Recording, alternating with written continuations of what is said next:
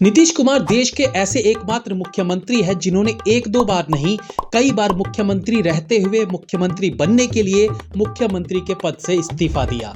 मतलब पिछले 18 साल से बिहार की राजनीति में गजब की ट्रायंगुलर लव स्टोरी चल रही है, जहां नीतीश कुमार ने गर्लफ्रेंड बन अपने दो बॉयफ्रेंड्स आरजेडी और बीजेपी दोनों को झांसे में लेकर अपने काम निकलवाते आ रहे हैं। आरजेडी और बीजेपी दोनों की जवानी इतनी उबाल मार रही है कि ये जानते हुए कि हमारी सो कॉल्ड गर्लफ्रेंड हम दोनों को ही धोखा दे रही है, बावजूद उसके नीतीश कुमार की तरफ से एक चुंबन का इशारा मिलते ही दोनों सर के बल चलकर अपनी नीतीश रूपी गर्लफ्रेंड से लिपट जाते हैं। नीतीश कुमार अभी वेलकम फिल्म की मल्लिका शेरावत बने हुए हैं, जो एक फोन से मजनू भाई को चुंबन कर रहे हैं तो दूसरे फोन पर उदय शेट्टी को भी लपेटे में लिए हुए हैं।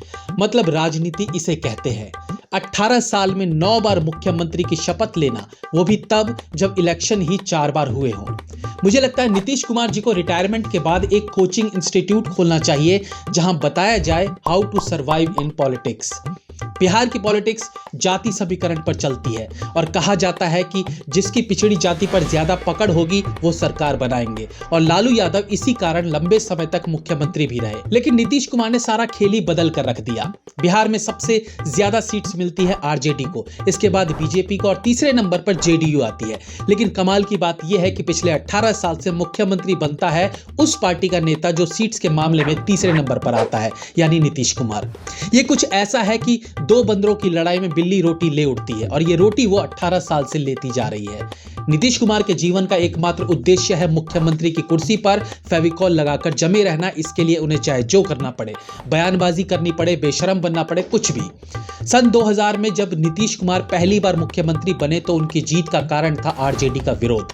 ऑब्वियसली एक लंबे जंगलराज शासन से जनता भी ऊब चुकी थी, उन्हें भी बदलाव चाहिए था, और ऐसे में उन्हें नीतीश कुमार के रूप में अपना नेता दिखा जो बिहार के भविष्य को बदल सकता था। नीतीश कुमार उस वक्त बीजेपी के साथ अलाइन थे, और यह कहना गलत नहीं होगा कि सुशासन बाबू का यह कार्यकाल बिहार के बदलाव की नींव रख चुका था। नो डाउट सुशासन बाबू ने इस कार्यकाल में कुछ बहुत अच्छे काम किए, चाहे वो घर घर तक बिजली पहुंचाना हो या फिर सड़कों का निर्माण।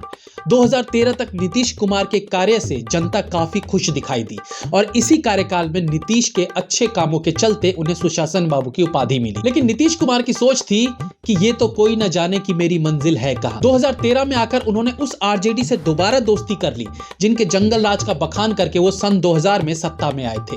ये पहली बार था जब नीतीश कुमार ने गले मिलकर अपने बॉयफ्रेंड की पीठ में छुरा घोंप दिया, यानी बीजेपी से अलग हो गई और अपने दूसरे बॉयफ्रेंड के गले लग गई। ये खेला आपको थोड़ा जाना पहचाना भी लग रहा होगा। दरअसल दिल्ली के लाडले केजरीवाल जी ने भी ऐसा ही किया था। कांग्रेस की गलतियां गिनाकर उनके गुनाह लोगों को बता बताकर सत्ता हासिल की, और सत्ता मिल जाने के बाद कांग्रेस की चौखट पर रोज मत्था टेकने निकल पड़ते कि भाई हमें अपने साथ मिला लो, और जब कांग्रेस मना कर देती तो घर आकर मुंह फुलाकर बैठ जाते, कांग्रेस को फिर गालियां देते और शाम को फिर ट्राई मारने कांग्रेस की चौखट पर निकल जाते। यह सिलसिला तब तक चला जब तक कि कांग्रेस ने लात मारकर उन्हें घर से निकाल नहीं दिया। सेम यही नीतीश कुमार ने किया। लेकिन यहां पर जो उनके दोनों बॉयफ्रेंड यानी आरजेडी और बीजेपी, वो वोट्स के ऐसे आंकड़े में फंसे हुए हैं कि नीतीश कुमार रूपी गर्लफ्रेंड का फोन रिचार्ज कराना उनकी मजबूरी है। ये जानते हुए कि उनकी प्रेमिका बेवफा है, उन्हें उसके साथ रहना ही पड़ता है, क्योंकि इस प्रेमिका के बिना सत्ता में आना मुश्किल है। तो इन दो मजबूर बॉयफ्रेंड के बीच ये गर्लफ्रेंड अपने अनुसार दोनों को घुमाती है। जब मन करे, जिसके साथ मन करे, हाथ में हाथ डालकर निकल पड़ती है। तो ये एक अद्भुत कला है जो हर नेता के बस की बात नहीं है।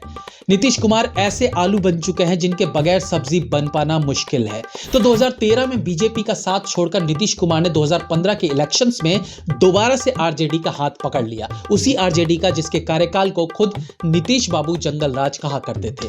अब सत्ता का सुख क्या न करवाए। खैर 2017 से 2022 तक नीतीश कुमार ने आरजेडी के साथ संबंध बनाए रखा, तब तक जब तक कि आरजेडी के सपूतों ने दोबारा उन्हें उंगली करना नहीं शुरू कर दिया, और नीतीश बाबू को उंगली पसंद नहीं। जब कभी उन्हें उंगली की जाती है वो नाराज होकर मुख्यमंत्री के पद से इस्तीफा दे देते हैं, और अगले घंटे दूसरी पार्टी के साथ मिलकर फिर मुख्यमंत्री की शपथ ले लेते हैं। तो आरजेडी ने दोबारा से 2022 में जब उन्हें उंगली की तो वो फिर से एनडीए में शामिल हो गए, और जब एनडीए की तरफ भी वो कंफर्टेबल नहीं दिखे तो वापस आरजेडी में आ गए, और उसी सिलसिले को आगे बढ़ाते हुए वो फिर घर वापसी कर चुके हैं। अब इन सब के बीच दो सवाल उठते हैं। पहला कि तीनों पार्टी के नेताओं का बेशर्मपना देखिए कि हर बार कैसे इन्हें अपने ही बयान से मुकरना पड़ता है। बीजेपी वाले जब नीतीश कुमार के साथ होते हैं तो नीतीश कुमार का लालू एंड सन्स के लिए जो घृणा निकलती है और लालू एंड सन्स की नीतीश के प्रति जो बयानों में घृणा दिखती है वो कमाल की होती है। लेकिन जैसे ही नीतीश कुमार वापस लालू एंड सन्स से जा मिलते हैं वो दोनों एक दूसरे की चाटना शुरू कर देते हैं, मतलब चाचा भतीजा बन जाते हैं। चाचा भतीजा बनते ही एक दूसरे की तारीफ में कसीदे पढ़ना शुरू कर देते हैं। उसके कुछ समय बाद नीतीश फिर बीजेपी खेमे में आते हैं तो फिर से चाचा भतीजे के बीच दरार पैदा हो जाती है और दोनों दोबारा से एक दूसरे को गालियां देने लगते हैं। मतलब वो जो अंग्रेजी में कहते हैं ना कि एम्बैरेसिंग मोमेंट, उस मोमेंट को वो कब का पार कर चुके हैं। अब तो बेशर्मी भी इनसे शर्मा चुकी है। दूसरी बात कि भाई ये बिहार की जनता के साथ क्या खिलवाड़ हो रहा है। वोट उनसे लेकर नीतीश कुमार जीतते हैं और फिर अपनी मर्जी से पार्टी बदलकर उस जनता के साथ विश्वासघात करते हैं।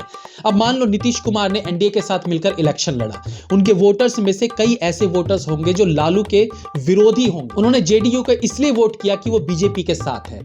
इसके बाद नीतीश इलेक्शन जीत जाते हैं और कुछ महीनों बाद वो एनडीए छोड़कर आरजेडी में मिल जाते हैं। अब सोचिए जिस वोटर ने नीतीश कुमार को बीजेपी के कारण वोट दिया था उसका कितना बड़ा वाला कटा है और बिहार की जनता का इस तरीके से जाने कितनी बार नीतीश ने काटा है। लेकिन उसके बाद भी नीतीश कुमार का जो 16% वाला वोट बैंक है वो कायम है। अब आप सोचिए कि इसमें गलती किसकी है, नीतीश की, लालू पार्टी की या फिर एनडीए की? गलती है वोटर की। अंधभक्ति इसे कहते हैं कि भाई हम तो जेडीयू को ही वोट करेंगे, वो चाहे लालू के साथ हो या बीजेपी के साथ। अब सवाल यह उठता है कि बार बार पलटने वाली राजनीति में बीजेपी कैसे हर बार मान जाती है, जबकि अमित शाह जैसे गद्दावर नेता भी कह चुके हैं कि जेडीयू के साथ हाथ मिलाने का सवाल ही पैदा नहीं होता। और सेम चीज नीतीश भी कह चुके थे। तो चलो नीतीश बाबू के लिए अपनी बात से पलट जाना आम बात है, लेकिन बीजेपी का क्या? हालांकि ये सवाल आप खुद से पूछिए और सोचिए कि ऐसा क्यों किया बीजेपी ने। एक इंडिविजुअल के तौर पर मुझे लगता है कि बीजेपी इस वक्त सभी पार्टियों पर पूरी तरह से हावी है। ऐसे में बिहार जैसे राज्य में सरकार बनाना उनकी प्राथमिकता है, जिसके लिए वो साम दाम दंड भेद सब अपनाने के लिए तैयार है। मकसद है राज्य में अपनी सरकार। नरेंद्र मोदी जैसे नेता किसी भी प्रदेश के चुनाव को हल्के में नहीं लेते हैं और खुद उन इलेक्शंस वाले राज्यों में जाकर अपना भाषण देते हैं, कैंपेन करते हैं, क्योंकि वो संतुष्ट होकर बैठने वालों में से नहीं है। ये नहीं कि अभी 3 राज्य जीत लिए तो रिलैक्स होकर बैठ गए, उन्हें बाकी राज्य पर भी कंट्रोल चाहिए। ऐसे में बिहार राज्य, जिसका भारतीय राजनीति में एक स्पेशल स्थान है, उसे वो खोना नहीं चाहेंगे। हो सकता है आगे के लिए उनकी रणनीतियां अलग हों, कुछ ऐसे टर्म कंडीशंस रखे गए हों जिससे बीजेपी को आगामी इलेक्शंस में फायदा पहुंचे, और अगर कोई कूटनीति खेली गई हो तो हो सकता है अगला मुख्यमंत्री बीजेपी से बन जाए और नीतीश कुमार का राजनीतिक करियर यहीं समाप्त हो जाए। मतलब कुछ कहा नहीं जा सकता है। देखो, संगति का असर भी होता है। बीजेपी के साथ नीतीश कुमार ने जब पहली बार सीएम की शपथ ली थी तो वो कार्यकाल बहुत अच्छा रहा था। उस कार्यकाल में सड़कों और फ्लाईओवर्स का बहुत सारा निर्माण हुआ था और बीच बीच में जब जब नीतीश कुमार बीजेपी के साथ रहे हैं बिहार में काफी विकास देखने को मिला है।